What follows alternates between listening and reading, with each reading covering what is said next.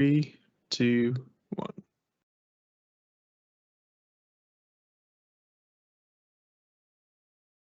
Good afternoon. Welcome to Improving Talks. I'm Michael Perry.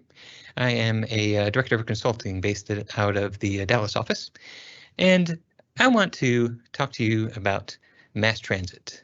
MassTransit ready to form. I found that MassTransit is a really awesome toolkit of components that you can use to build reliable and customizable distributed systems. And I thought that this would be a great opportunity to share with you what I've learned. So it starts with the complexity of building a distributed system, of running a distributed system, of maintaining that software. You've got you've got all of these different components that are trying to work together, and they're trying to exchange messages, and you've got a whole lot of traffic. And you need to manage that traffic. You need to be able to route it to where it needs to go. You need to make sure that you can respond to failures, to outages, that you don't lose any messages, but that you also make sure that you handle them in a timely manner. So all of this complexity leads to a whole bunch of challenges when building distributed systems. So it's good to come in with a plan, and it's even better to come in if you've got a toolkit that can help you to execute on that plan. So let's go to the drawing board. Let's see, what do we need in order to build a distributed system? Okay, so we're going to need to make sure that something is reliable, that we're not going to lose any information, that it's fault tolerant. If something goes wrong, then we can bring that system back up to back online. We want to make sure that it's observable and testable so that we can make sure that it's doing the right things before we deploy and after we deploy.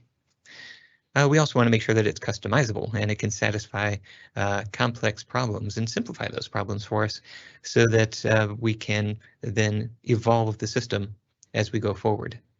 And it'd be really nice if it was self-healing too, so we're not woken up in the middle of the night in order to do something that could be just resolved automatically. You know, have you tried turning it off and on again? Oftentimes, that's the answer in distributed systems too. So maybe it can just go ahead and do that on its own. So these are the design constraints. There's a lot to try to tackle here.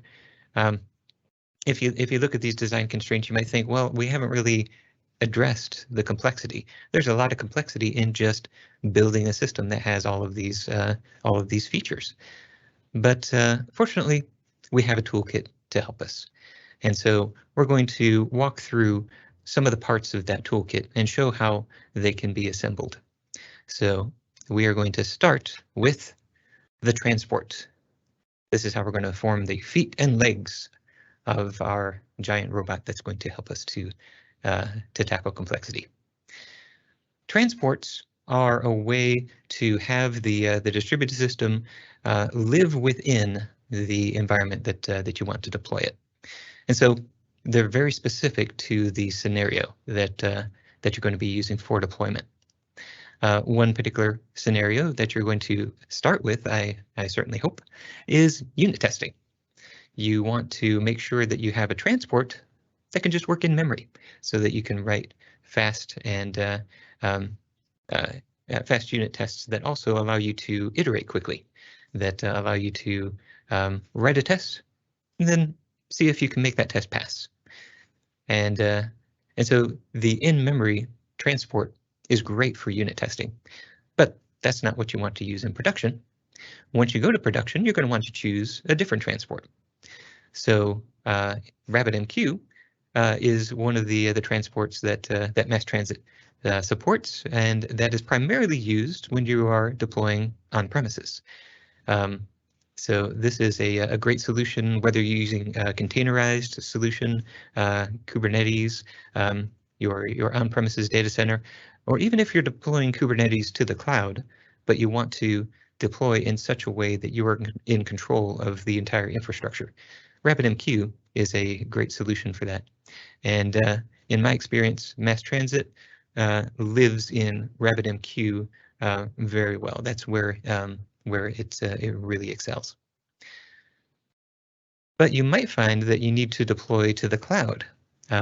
So maybe you're not deploying a Kubernetes cluster to the cloud, but instead you're taking advantage of the cloud infrastructure as service offerings.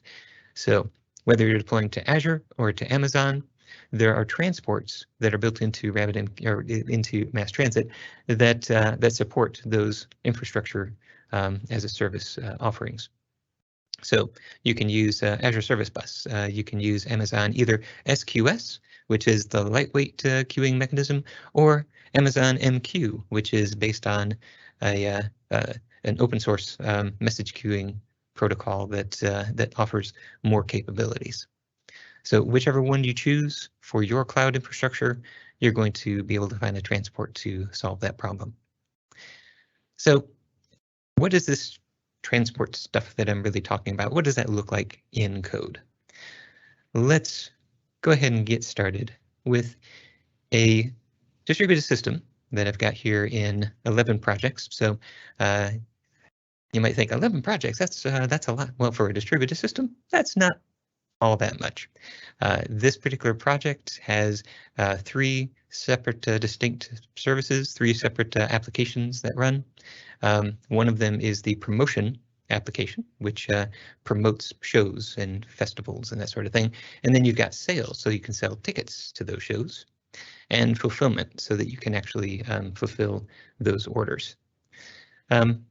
Tickets and merchandise, because fulfillment does some inventory stuff as well.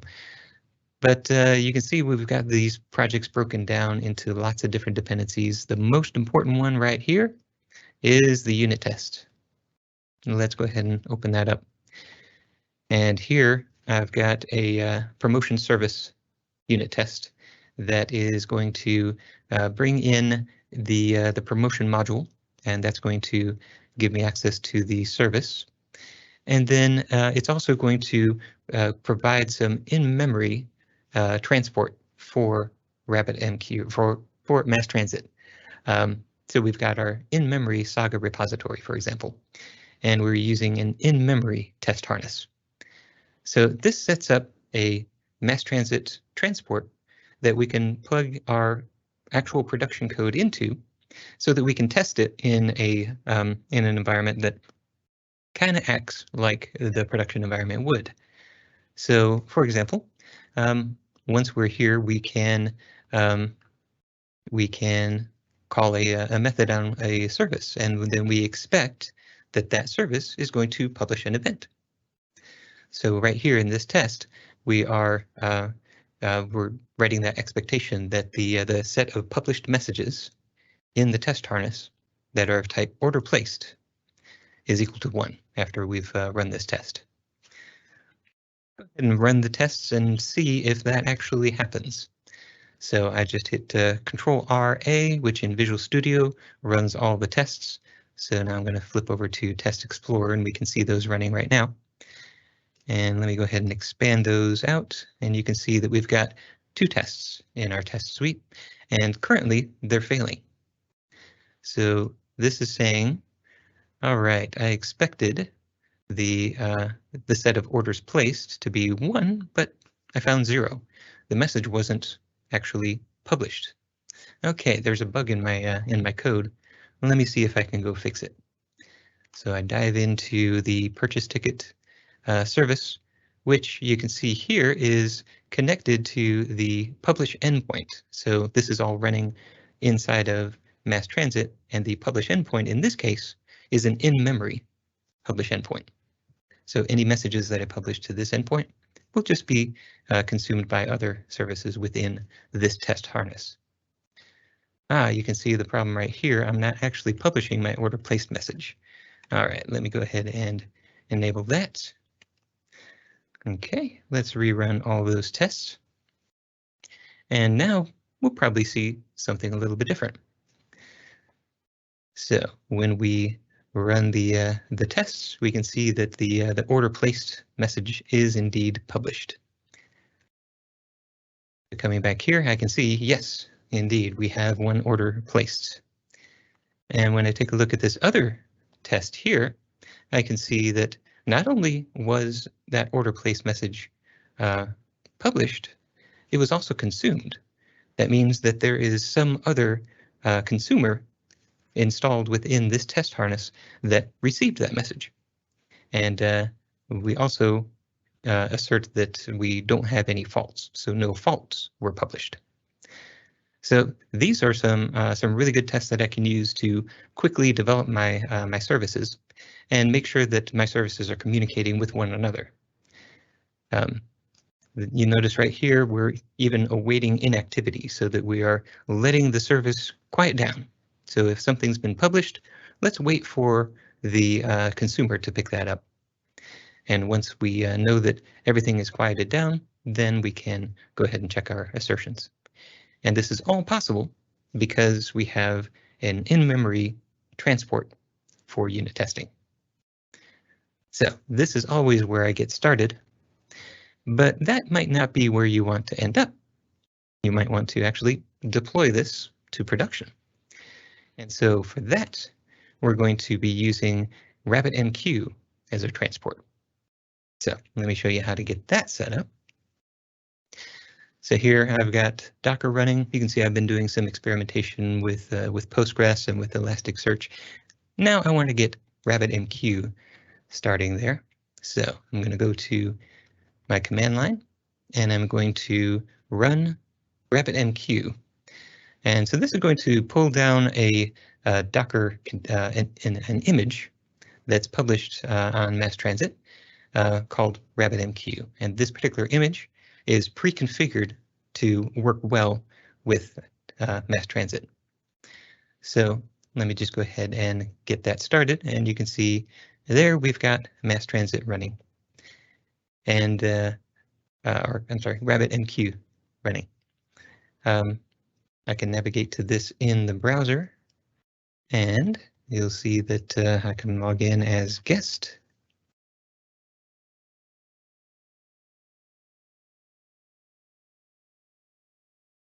Got a question for you. Yeah, go ahead. How would you compare MassTransit to Dapper? Oh yeah, so Dapper is a toolkit that is really geared toward Kubernetes. It's geared toward having a sidecar within within your pods that that your applications can use in order to interact with one another. I would say that Dapper is a great solution for gradually bringing in a messaging into a system that that currently didn't use it, whereas MassTransit is really good for giving you a consistent a set of tools to use across all of your applications, especially if you are building them as greenfield or at the very least you're taking a serious investment to update your systems. So in particular, the reason that I say that is MassTransit has some conventions that it uses in order to come up with the names of exchanges and the names of queues. You'll see that it hasn't created any queues yet, but as it starts to create these things, it's following a convention that that MassTransit has created, whereas Dapper gives you full control over how you want to set up your system. So yeah, two great options.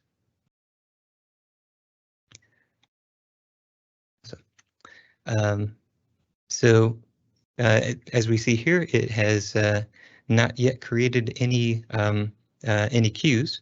It's got a few exchanges that are just there from AMQ, or AMQP is the protocol that RabbitMQ runs on, and then we can now run our application and find that it's going to set up some more queues and exchanges for us automatically just based on convention. So let's get started with the promotion application. So I will make that the startup project and get that going. So there's my promotion application, and so I can call that API, and I can have it create an order for some tickets or some merchandise. And then in order to process those sales, I'll want to also set up the sales app. So let me get that one started as well. And here is the sales app listening for messages. So it started that bus on RabbitMQ localhost, which means that it did some configuration for us as well. Let's take a look at the exchanges, and now I can see that the sales service has set up an exchange, and so it is all ready to consume and to send messages about what it's doing and things that you want it to do. So you can see right here it is looking for an order placed message in particular. If we take a look at the queues now, we can see that the Festify sales queue is here waiting for people to subscribe. So it's waiting for people to wire up those connections, and MassTransit takes care of responding to those requests and making those connections, and it does that by reconfiguring these exchanges so that RabbitMQ does all the right things with routing the messages. So that is a lot of the power of MassTransit that you get out of the box when you're using RabbitMQ as the transport. It's pretty slick. So let's see this thing work. So here I've got my sales service, and there I've got my promotion application. And so within the promotion application, I'm going to want to go ahead and send in a request. Let me get that to where we can see it on the screen. All right. So I'm going to execute the service on the promotion application. So this is the front end where the user is entered some stuff into their shopping cart and they've submitted their order. And so we can see that the promotion application has received a request to purchase a ticket, and then it published that order placed event so that others can respond to that. And then here we have the sales service, which has received that order placed event, and it published a command saying, I need somebody to fulfill this order. So we already have some communication between these two processes that is enabled just by standing up RabbitMQ and allowing MassTransit to configure the connection between those things.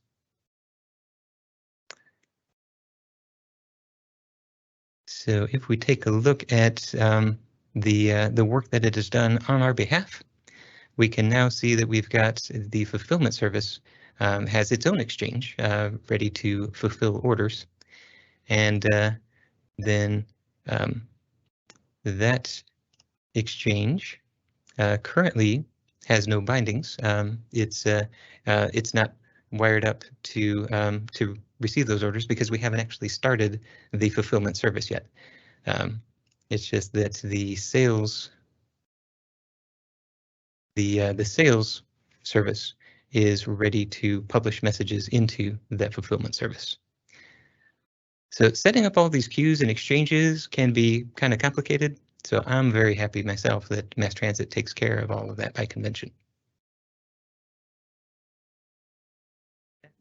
The power of using RabbitMQ as the transport for MassTransit when you deploy on premises.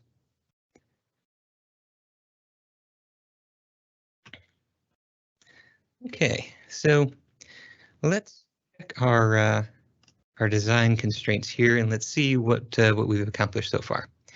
So because we're able to use an in-memory transport, our system is now testable. I can create unit tests and execute those tests just in memory, nice and fast, and develop my system in a test-driven way. And because I can then swap that out for a RabbitMQ transport, I now take advantage of the reliability of RabbitMQ. So it's able to persist those messages and try to deliver them. And then if the service is down, then it can hold on to those messages until the service comes back up. So it makes sure that none of those messages get lost. So we've got a good start, but we still have a long way to go. Let's see how we're going to accomplish some of these other design constraints. So the next portion that I want to share with you is pipelines. And this is how we're going to form the arms and body of our giant robot. So pipelines are the fundamental way in which information moves through a mass transit application. So the central part of the pipeline is something called a receive endpoint. And so this is what you're typically going to see when you're configuring a mass transit service or application. So you're going to set up a receive endpoint, and that's going to receive messages from a queue, and it's going to fan those messages out to some set of consumers. So within a single service or a single application, you can have several receive endpoints, and they can all be reading from different queues and sending to different consumers. And so this is your way of implementing logic such as prioritization. So maybe you've got a receive endpoint that's for the general customer base, but then you've got another receive endpoint that is specifically for your elite customers. And so when you've got a heavy promotion season, so you've got a brand new show that tickets just went on sale, and you've got those elite customers that typically will buy the box seats and they'll buy entire blocks of tickets. You'll want to make sure that they go into the priority queue, and so you will set up a separate receive endpoint just for them. And so this allows you to manage the constraints on your distributed system without getting too much into the weeds. All you have to do is set up different receive endpoints, and MassTransit will configure those various queues. So when you set up these receive endpoints, this is a configuration that taken together is called the bus. So you are going to set up a bus, you're going to set up receive endpoints, and then within those receive endpoints, you're going to set up consumers. And that's the way that you will typically see a MassTransit configuration.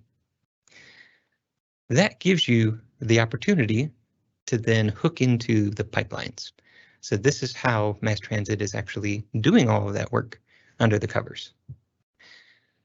So the messages that come straight off of the queue, it doesn't really have a guarantee that these are messages that are correctly formatted. So MassTransit has to do some validation. Then it has to run the conventions in order to figure out which consumer is this message really for. And then it can pick the appropriate consume pipe in order to send that message down. And so that message goes down that pipe and eventually ends up at the appropriate consumer. And now these consumers can publish messages of their own, and so those messages go into a publish pipe, which then, once MassTransit applies conventions on the way out, go into a send pipe. So the distinction here between publish and send is all about the conventions. It's all about letting MassTransit do what it does best. So as an application, you just publish a message. You let MassTransit figure out how to turn that into something that can be sent to the queue. And so you can hook into these pipes in a couple of different ways. One is to set up observers. So before a message enters any of these pipes, you have a pre-event. So you've got pre-consume, pre-publish. These events you can hook observers into. And then after it leaves the pipe, you've got two different kinds of events. You've got the post, which is all of the stuff that is successful, and then you've got fault. So these fault paths mean that the message is not going to continue down the pipe. It stops here, but MassTransit is going to take care of, for example, moving that message to the error queue in RabbitMQ, but it's also going to notify your observer.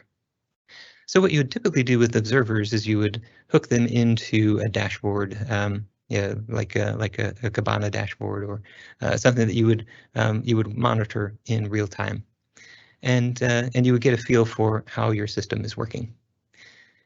And these observers are not really there to change the messages.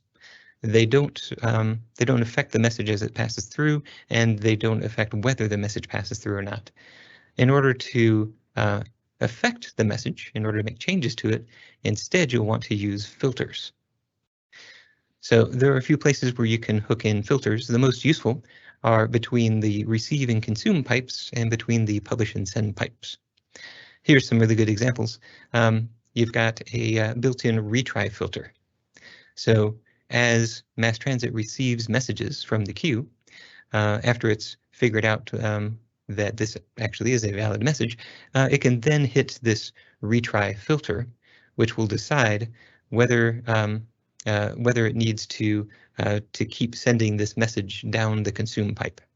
So if the consumer throws some kind of a fault, then the retry will decide, do I pause, wait a little bit, try again, or do I just go ahead and fault this and it goes to the error queue? So that's a strategy that you would plug in as a filter. Also in that same area, you might plug in a circuit breaker. So if you have a consumer that is having some difficulty, maybe it's calling a third-party API and that API is down. So that consumer might fault a few times in a row. And so the circuit breaker is a great pattern that says, okay, all of these messages that are coming in, let me go ahead and pause on this and let them stay in the queue for a bit, or let me just go ahead and fault them right now so that people know that there's a problem and they need to resolve that problem. So in fact, now that I look at this, that's probably not the order in which you want to do those. You don't want to have the circuit breaker throw a circuit and then retry sending those messages again just to be circuit broken again. So order matters. You definitely want to put your filters in the correct order. So that's filters for messages coming in. Messages going out, you might put in a filter here of your own making that adds messages to the header. So maybe you are sending these messages downstream to some authorized service, and so you need to put a bearer token in the header. Or maybe you've got some additional correlation ID that you need to attach to all of your messages. This is a great place to modify the message as it passes through the pipe. So I'll pause for questions real quick as we dive into the code and see what does this actually look like. I haven't got any more questions in the queue right now. Okay. So as we dive into the system here, we want to make sure that that our system will tolerate if there are any failures. So, for example, if I go to the sales state machine, there we go. Just to show you where we are in the project, we are in the sales service right now. So we're looking at the state machine that the sales service runs, and there might be a problem that goes wrong with sales. So let's go ahead and simulate that problem. So I'm going to throw an exception. Something went wrong. Let's see how the system responds to that exception. So here is my sales service. I will stop that. And then we can start that back up again with our little simulated error happening. Okay, So now let's head back to the promotion application. And let's see what happens with sales if we send another message. All right. Oh my goodness, something happened. So the sales application had some kind of a problem. What happened here in RabbitMQ? If I take a look at the queues, we will see that the sales application. Okay, I was expecting to see the error queue, so apparently I messed up my demo. But yeah, if you configure appropriately, then the MassTransit will take that error and it will move that message into the error queue. That way you can monitor those error queues and respond appropriately. So we want to actually handle this and make it do something more intelligent than that. Oh, and actually I see what happened. I threw an exception in an async rather than just returning a fault or awaiting that. So that's how I messed up my demo. But let's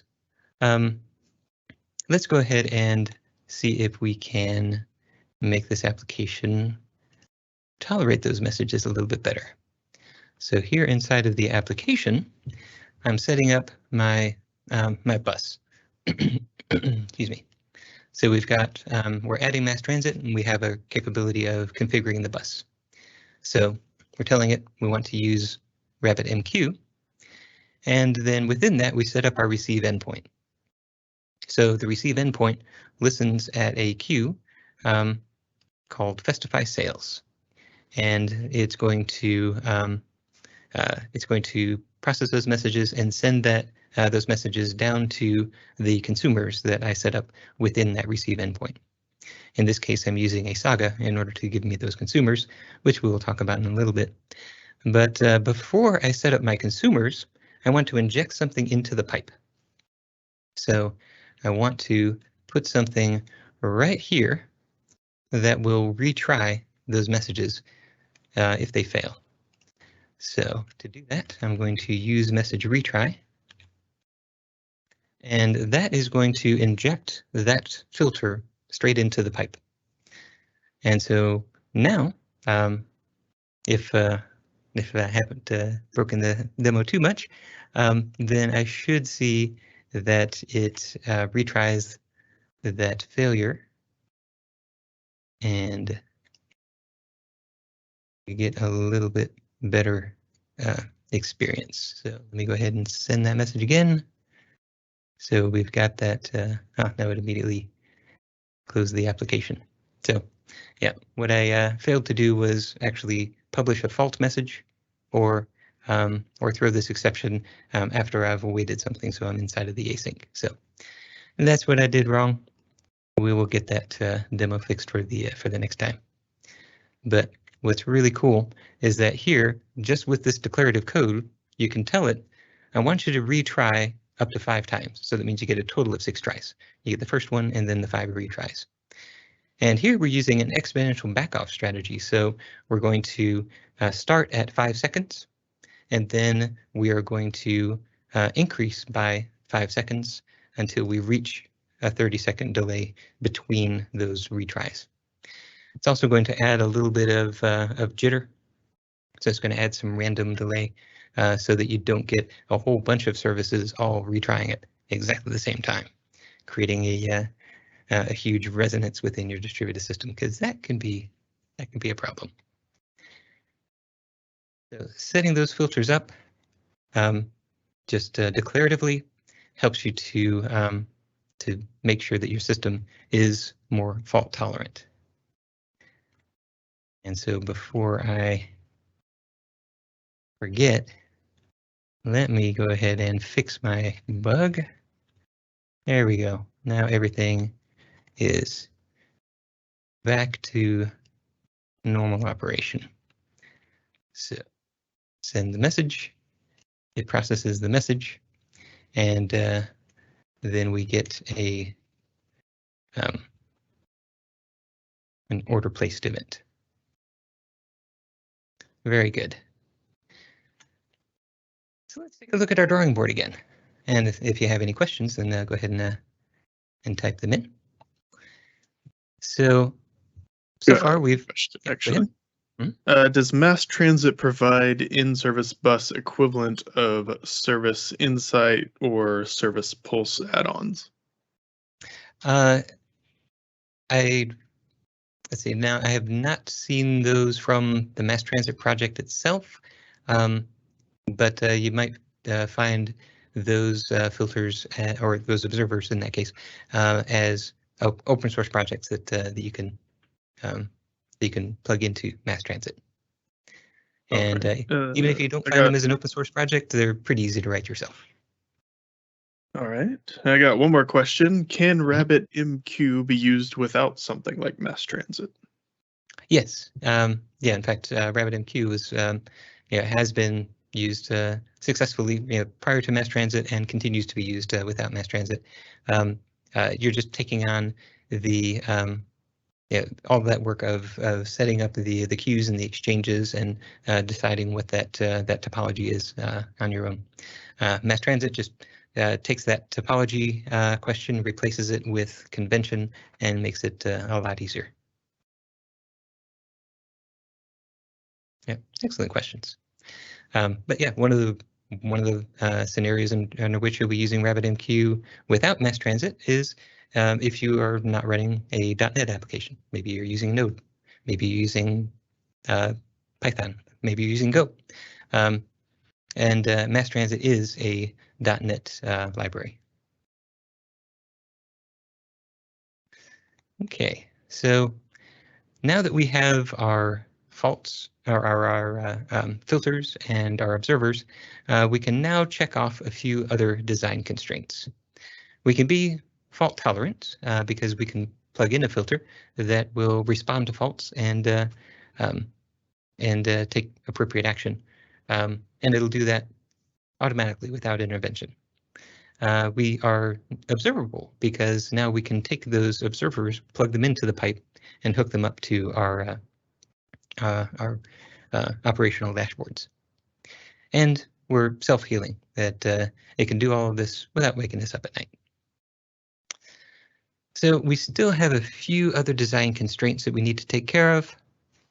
Let's see what else we have up our sleeve. For this, let's take a look at some orchestration.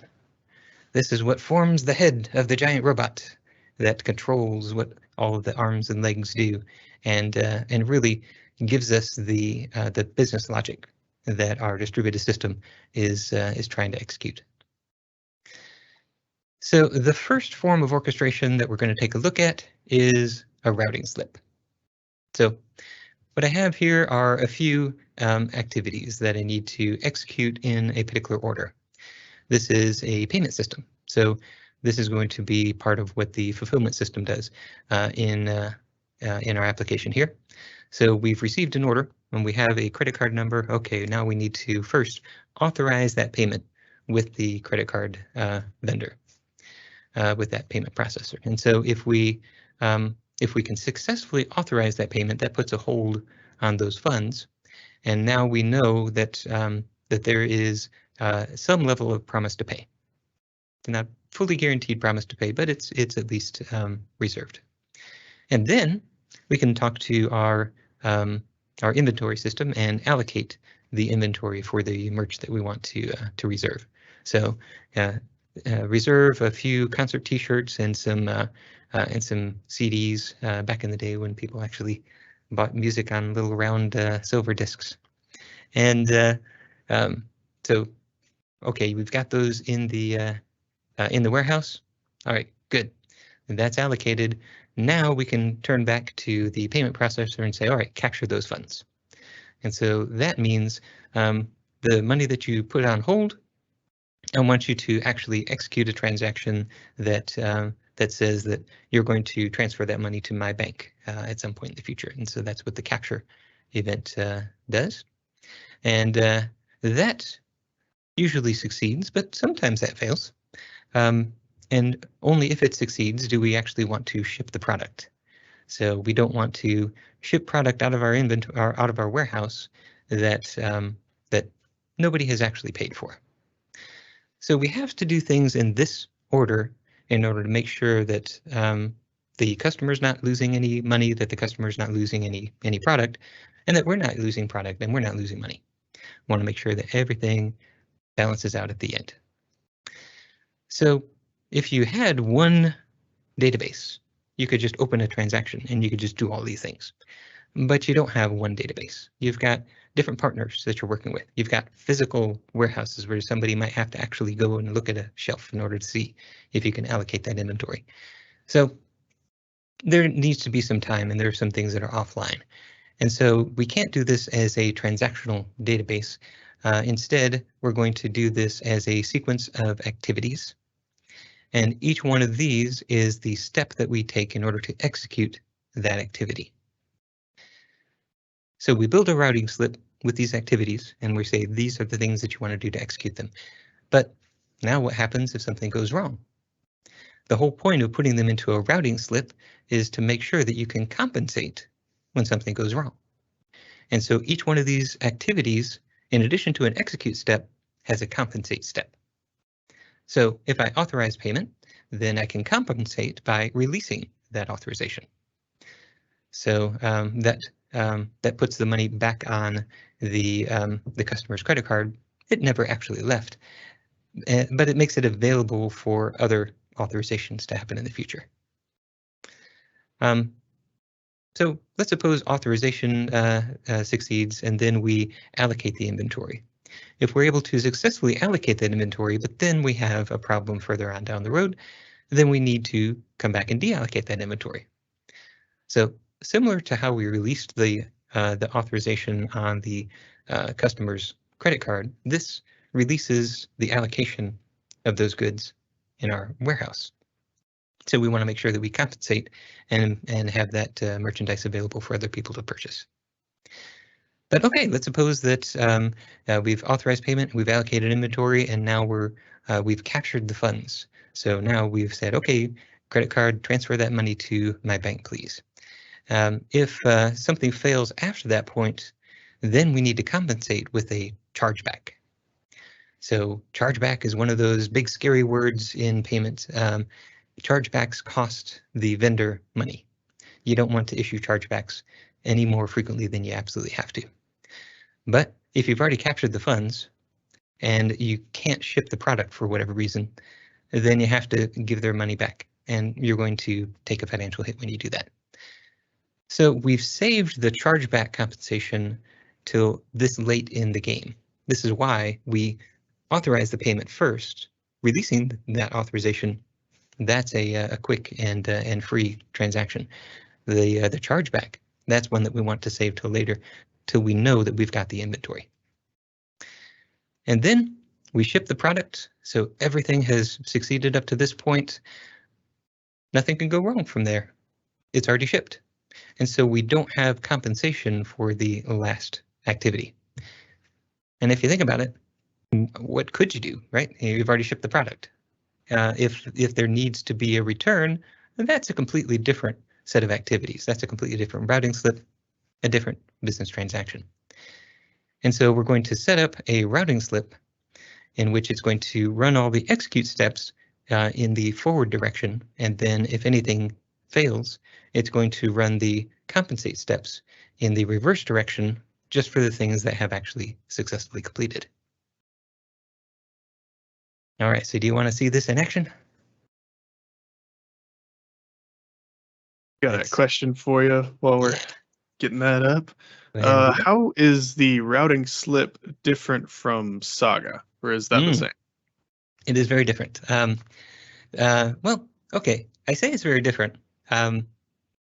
So if you mean Saga as in go back to the original math paper in like in 1969, 72, somewhere around that time frame, there was a math paper talking about the relational algebra, the relational databases that were coming up at the time, and saying that database transactions are good for this, but we need to be able to have a process that runs across multiple database transactions. So in that respect, a routing slip is a Saga.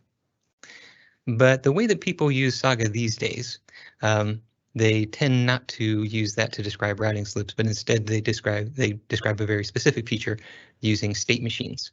And so we're going to look at that kind of a Saga coming up after the routing slip. But yeah, if you're talking in the more general sense, a routing slip is a Saga. It spans multiple database transactions. But in colloquial use, Saga means something a little bit different. Yeah, great question. So let's take a look at a routing slip in MassTransit. So this is going to be part of the fulfillment service. So here's my fulfillment service. I'm going to consume a message saying fulfill this order. And so when I consume that command, I consider that a command because that is an imperative verb that I'm telling this service to do something. In response to that, I'm going to add some activities to a routing slip. So I'm going to authorize payment, allocate inventory, capture funds, and ship the product. And so each one of these is a separate activity, which are declared up here. We've got a couple of payments activities. So authorize payment is a payment activity. And capture the funds, that's another payment activity. And you can see that these activities have their own arguments and their own log. So the arguments, if I scroll down here, we can see the arguments. In this case, I just need the auth code in order to capture the funds. In order to authorize payment, this arguments type says I need the authorized amount and the card number. And with that, I can authorize that payment for you. The log is something a little bit different. The log is information that I capture after I've executed an activity that allows me to compensate. So I have to log that information in order to take that next step. So here I've got the execute step of the activity, and I'm going to reserve some funds, and then I'm going to complete with this authorization code sent both as variables to go forward to the next activity and as a log to be used inside of compensate. So in here, I can use that auth code. I have to set that as a variable to go forward so that it can then be used inside of the capture funds activity, because if you take a look at the capture funds arguments, it requires the auth code in order to actually perform that capture. So that's the payments protocol. You auth, you get the auth code, and then you can either release that auth using that auth code, or you can capture using that auth code. So it has to go in two directions. So, got another question for you.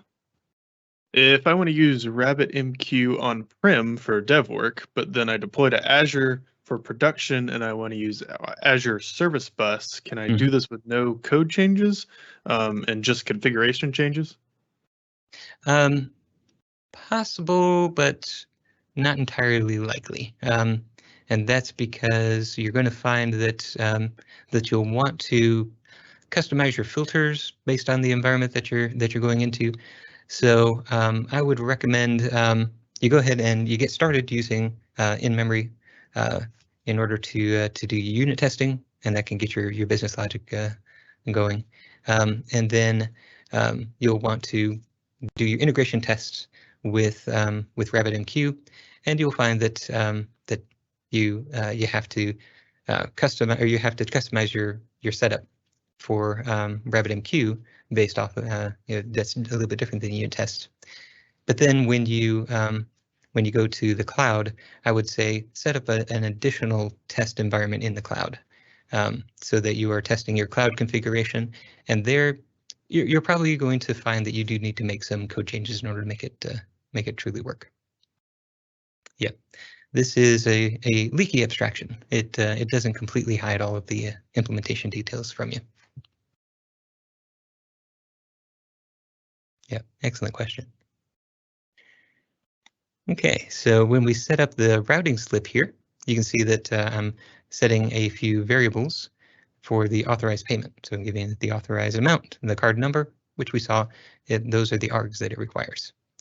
When I set up this this routing slip, I have some of this initial information. So I've got the item SKU and the item quantity so that I can send that to allocation.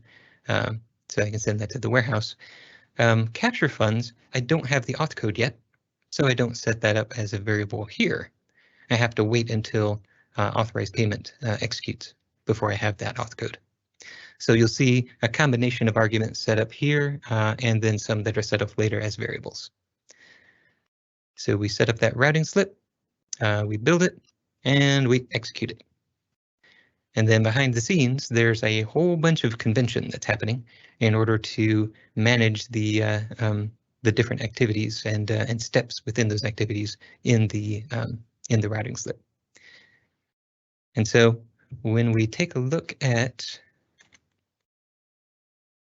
RabbitMQ here, and we see all of these exchanges, let's see, in the particular, yeah, we can see that we've got different messages that are going to the logistics system in this case, but we'll have different exchanges and queues that are set up in order to manage those capture and execute steps. So let's go ahead and run that and see that work. So I'm going to start the fulfillment application.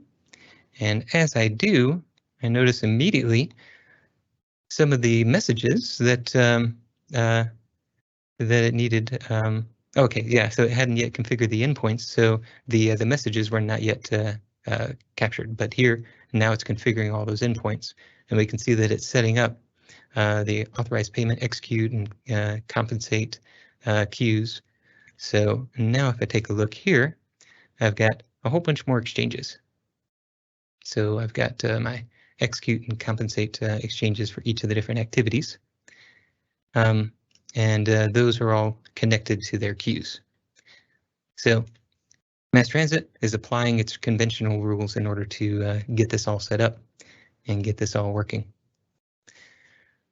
And so the really cool thing, once we have this all running, is now I can go back to the application and I can execute an order, and it goes through the sales service first, which publishes a message that the fulfillment service handles. The sales service publishes a command saying, fulfillment service, I need you to fulfill this order. But it still publishes the command. You might have heard some recommendations that you publish events and you send commands. In MassTransit, publishing just means using the conventions. So there's no advantage to sending directly without going through the publish step. So publish even if it's a command in MassTransit. And we can see that here we have allocated the inventory, we've captured the funds, and we're shipping the product, and everything is good. So the really cool part is, what if something goes wrong? So here we are in the shipping activity. Let's suppose we are unable to ship the product for some reason. What happens there? So I will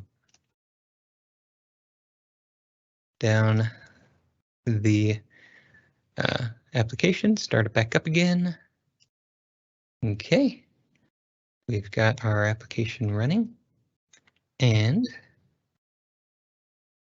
now I'm going to execute another order. So I received the order placed command or event, reserved the funds, allocated the inventory, captured the funds. Something happened while I was trying to ship the product, and so I issued a chargeback, and then I deallocated the inventory, and then I released the funds. So I executed those compensate action steps of those activities in the reverse order. That's a really powerful piece of the toolkit that's available to you. The other thing that's available for orchestration is to actually use state machines, and so this is what people will often refer to when they're talking about sagas.